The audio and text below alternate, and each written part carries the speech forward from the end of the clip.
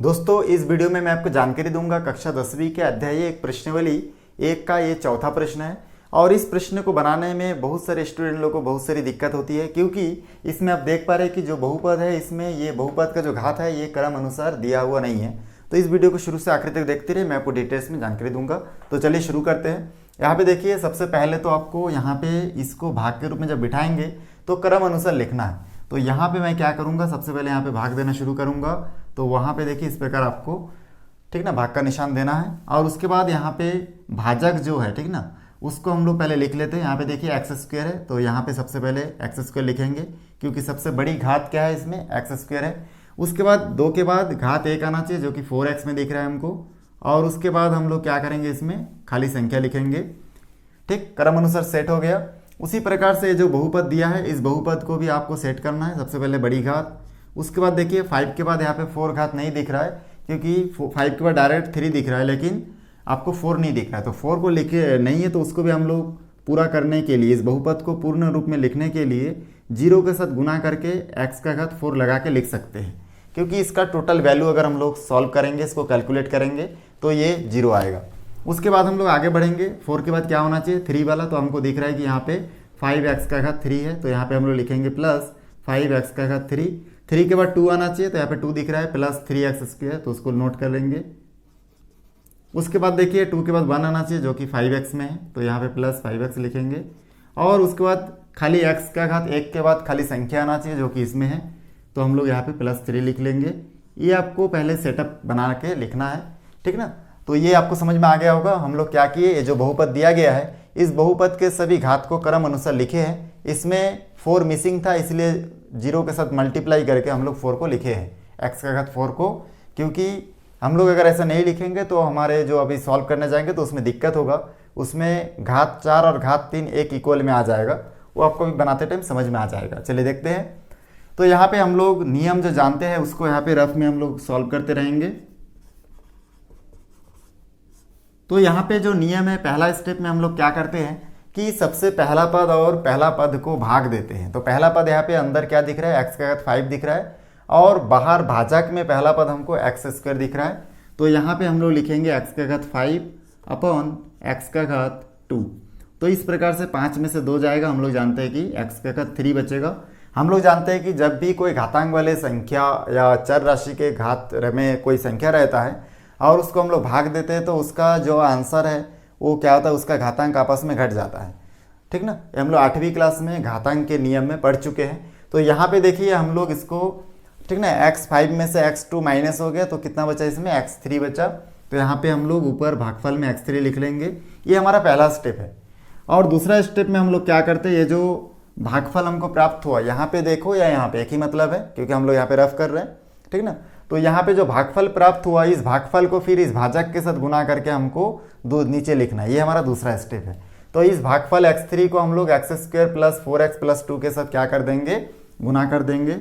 तो चलिए गुना कर लेते हैं, x3 और x square plus 4x plus 2। ठीक, यहाँ तक समझ में आ गया होगा। ये मैं रफ आपको समझाने के लिए कर रहा हूँ। जैसे आप प्रैक्टिस करते रहेंगे तो धीरे धीरे आप बिना रफ में सॉल्व किए ही डायरेक्ट यहाँ से सॉल्व कर सकते हैं, मल्टीप्लाई करके यहाँ पे लिख सकते हैं। तो चलिए रफ में हम लोग मल्टीप्लाई कर लेते हैं। यहाँ पे x3 और x2 आपस में सॉल्व करेंगे तो x5 आएगा, ठीक ना। फिर प्लस, फिर यहाँ पे x3 और यहाँ पे 4x आपस में मल्टीप्लाई होगा तो 4x 4 आएगा। और यहाँ पे x3 और 2 आपस में मल्टीप्लाई होगा तो आ जाएगा 2x3।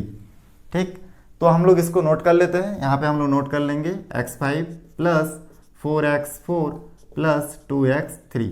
जैसे कि मैं आपको बता रहा था, अगर हम लोग इस बहुपद को 0.x4 नहीं लिखते, मतलब 0 के साथ गुना करके अगर इसको शो नहीं किए रहते, तो क्या होता है कि ये 4x4 जो है ना, हमको यहाँ पे 5x3 के नीचे प्राप्त होता और बहुत दिक्कत होता हमको सॉल्व करने में। तो यहाँ पे हम लोग इसके बाद आगे क्या करेंगे, यहाँ पे प्लस है तो माइनस, प्लस है तो माइनस, प्लस है तो माइनस कर देंगे, और पहला वाला हमारा कट जाता है इसमें।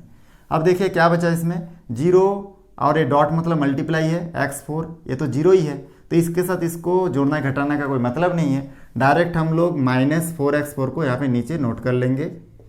अब यहाँ पे देखिए माइनस क्यों आया, क्योंकि यहाँ पे 4 के सामने प्लस था जो माइनस में चेंज हो चुका है, इसलिए हम लोग यहाँ पे माइनस लिखे हैं। चलिए आगे बढ़ते हैं। यहाँ पे देखिए ये 2x3 माइनस में है और 5x3 प्लस में है। 5 में से 2 माइनस होगा, 3 बचेगा, तो हम लोग यहाँ पे लिखेंगे 3x3। और उसके बाद देखिए दोनों में से बड़ी संख्या 5 है, इसके सामने प्लस है, इसलिए यहाँ पे प्लस होगा। उसके बाद आगे बढ़ेंगे और जो जो यहाँ पे है उसको हम लोग नोट कर लेंगे। 3x² plus 5x plus 3। जो चीज़ मैं आपको 2 स्टेप बताया, इसी 2 स्टेप को बार बार हम लोग लगातार क्या करेंगे, रिपीट करते रहेंगे और हमारा गणित जो बनता रहेगा। अब देखिए यहाँ पे हमारा पहला स्टेप, पहला पद क्या है, माइनस। ठीक है, पहला पद फिर से स्टार्ट करते हैं, क्या है, -4x4 है। और हमारा यहाँ पे बाहर पहला पद क्या है आपका, x का स्क्वायर है। तो हम लोग जानते हैं कि इसमें माइनस है, नीचे प्लस है, तो माइनस प्लस में माइनस होगा और 4 का 4 ही रहेगा, क्योंकि नीचे कोई संख्या नहीं है जो 4 के साथ भाग हो सके, डिवाइड हो सके। इसलिए हम लोग खाली x4 को x2 से हम लोग जब माइनस करेंगे, ठीक ना, क्योंकि डिवाइड हो रहा है मतलब घातांक माइनस होगा, तो 4 में से 2 कट जाएगा तो कितना बचेगा, 2 बचेगा, तो x का घात 2 लिखेंगे। इस प्रकार से हमको यहाँ पे प्राप्त हो जाएगा -4x²। तो यहाँ पे इसको हम लोग नोट कर लेंगे, -4x²। सॉरी, यहाँ पे हम लोग नोट नहीं करेंगे क्योंकि हम लोग पहला स्टेप में जो भाग दे के प्राप्त होता है उसको हम लोग ऊपर लिखते हैं -4x²। यहाँ पे हमको इसको नहीं लिखना है, ठीक ना।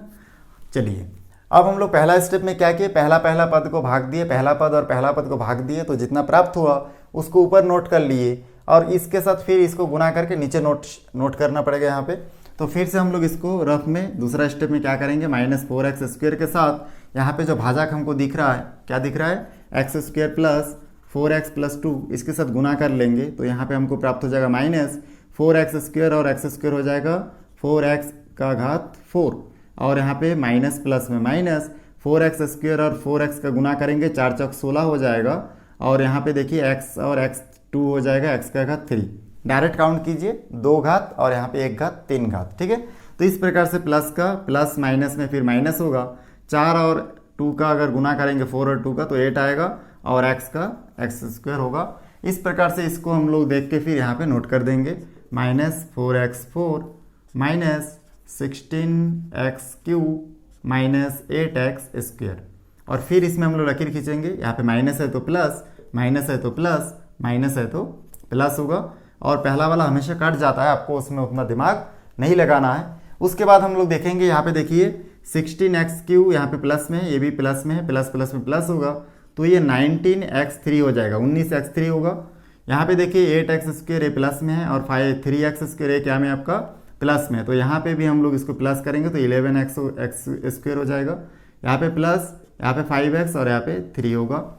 ये हमारा 2 स्टेप तक हम लोग बना चुके हैं। तीसरा स्टेप में फिर यही चीज़ फॉलो करेंगे, पहला और पहला पद को भाग दे देंगे, ठीक ना। पहला स्टेप में क्या करेंगे, पहला पद क्या है, 9x³ है, आपको दिख रहा होगा, और यहाँ पे पहला स्टेप x² है, इसको हम लोग फिर से भाग देंगे, तो यहाँ पे ये 3 में से 2 कट जाएगा, मतलब 19x बचेगा। इसको हम लोग फिर यहाँ पे नोट करेंगे, और यहाँ पे मैं प्लस इसलिए दे रहा हूँ क्योंकि 19 के सामने कुछ नहीं, मतलब प्लस है तो हमको लिखना पड़ेगा, बीच में लिख रहे तो इस प्रकार से फिर हम लोग इसको, पहला स्टेप हो गया, दूसरा स्टेप फिर फॉलो करेंगे।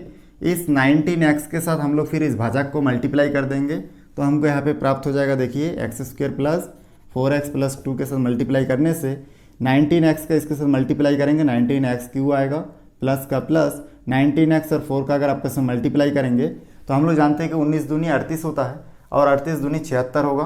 तो इस प्रकार से यहाँ पे 76x² होगा, और 19x के से गुना कर देंगे तो यहाँ पे आ जाएगा 38x।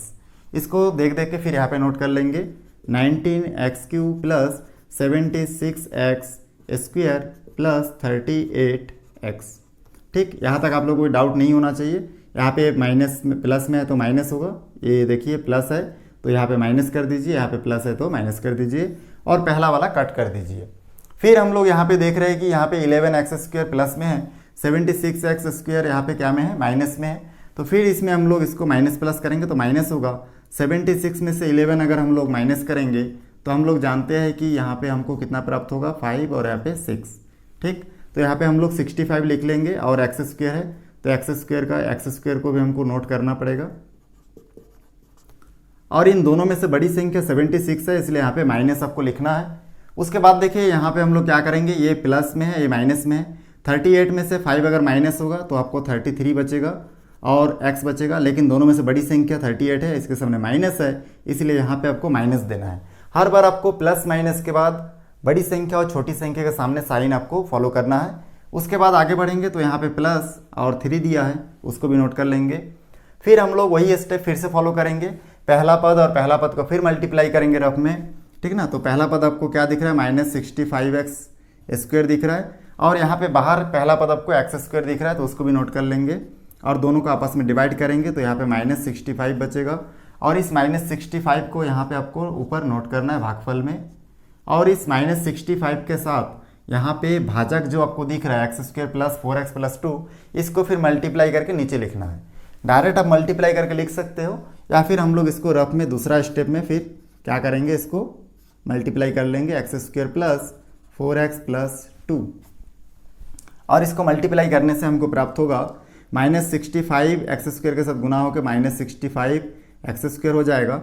यहाँ पे माइनस प्लस में माइनस होगा, 65 4 के साथ अगर हम लोग मल्टीप्लाई करेंगे तो 65 2 जा होता है 130, और ये हो जाएगा 4 टाइम्स में हो जाएगा 260 और x, और माइनस प्लस में माइनस 65 2 जा हो जाएगा 130, और ये माइनस का माइनस देखिए हमको कितना प्राप्त हुआ। इसको हम लोग देख देख के फिर नोट कर लेंगे। यहाँ पे -65 x², यहाँ पे -260x -130। अब यहाँ पे माइनस में है तो यहाँ पे हम लोग प्लस लिखेंगे, और माइनस है तो यहाँ पे प्लस, माइनस है तो प्लस, इस प्रकार से पहला वाला कट हो जाएगा। यहाँ पे हम लोग देख रहे हैं कि 260x प्लस में है और 33x माइनस में है, तो माइनस प्लस में माइनस होगा। 260 में से अगर हम लोग 33 को माइनस करेंगे तो यहाँ पे 227 हमारे पास बचेगा, उसको हम लोग यहाँ पे नोट कर लेंगे, और x को भी, दोनों में से ग्रेटर 260 है माने 260 है, उसके सामने प्लस है, तो यहाँ पे हमको प्लस लिखने की आवश्यकता नहीं है, क्योंकि स्टार्टिंग ये पहला पद है इसलिए लिखने की आवश्यकता नहीं है। आगे बढ़ेंगे तो यहाँ पे हम लोग देखेंगे प्लस प्लस में फिर प्लस होगा, 130 और 3 हो जाएगा 133। इसके बाद हम लोग आगे और सॉल्व नहीं करेंगे, और क्यों नहीं करेंगे, क्योंकि देखिए यहाँ पे जो पहला पद है, ये पहला पद और यहाँ पे पहला पद में x का घात देखिए यहाँ पे कम हो गया है, ठीक ना। तो जैसे हम लोग इसको आगे सॉल्व करेंगे तो ये बटे में आ जाएगा, मतलब रैशनल नंबर या फिर परिमेय संख्या में चेंज हो जाएगा। तो इस प्रकार से हम लोग इसको सॉल्व करना बंद कर देंगे। जब भी हमारा भाजक का पहला पद और हमारे भाज्य का पहला पद से बड़ा हो जाएगा, भाजक का पहला पद बड़ा होगा और ये बीच अंदर वाला, अंदर मतलब ये भाजक का पहला पद आपका छोटा होगा, तो हम लोग भाग करना बंद कर देंगे। तो इस प्रकार से हमारा जो भागफल प्राप्त होगा, ठीक ना, इस क्वेश्चन में, तो भागफल बराबर हम लोग लिख सकते हैं x³ देखिए यहाँ पे लिखा हुआ है x³ -4x² + 19x -65, और हमारा जो शेषफल हमको प्राप्त हो जाएगा उसको भी हम लोग यहाँ पे नोट कर लेंगे, वो है हमारा 227x + 133। तो इस प्रकार बहुत आसानी से देखिए ये क्वेश्चन बहुत सिंपल था, खाली समझना था थोड़ा सा इसमें। अगर हम लोग इस क्रम से नहीं लिखे रहेंगे तो हमारा ये क्वेश्चन बनाने में हमको दिक्कत होगा। इस वीडियो को शुरू से आखिरी तक आप लोग देखें, इसलिए आप सभी का बहुत बहुत धन्यवाद। और ऐसे नए नए वीडियो देखने के लिए मेरे वीडियो को लाइक करें, शेयर करें, सब्सक्राइब करें और बेल आइकन को भी प्रेस कर दीजिएगा। धन्यवाद।